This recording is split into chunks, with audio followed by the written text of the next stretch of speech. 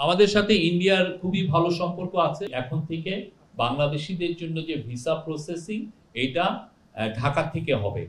আজকে home adviser জানিয়েছেন যে তাকে আজকে সকাল 9টার সময় অস্ট্রেলিয়ান হোম মিনিস্টার তাকে ফোন করেছিলেন টনি পার্ক, এবং উনি জানিয়েছেন যে আজকে এখন থেকে বাংলাদেশিদের জন্য যে ভিসা প্রসেসিং এটা ঢাকা থেকে হবে। এই ঈদে জামা জুতো অ্যাকসেসরিজের ডিসকাউন্ট।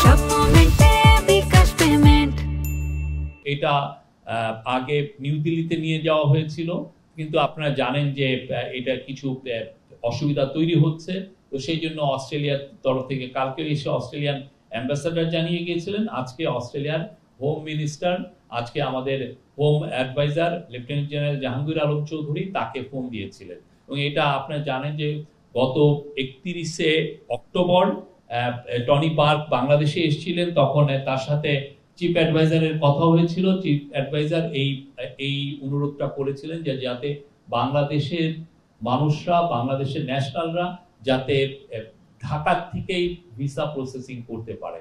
তো আমরা তাকে এই প্রসেসটা এখন থেকে ঢাকা থেকে শুরু হবে।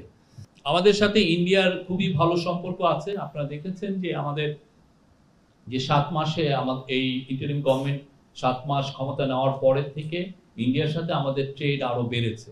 আমাদের সম্পর্কটা ভালো, তবে ভিসার বিষয়ে কিছু জটিলতা আছে, তো সে বিষয়ে আমরা এটা ফরেন মিনিস্ট্রি বলতে পারবে।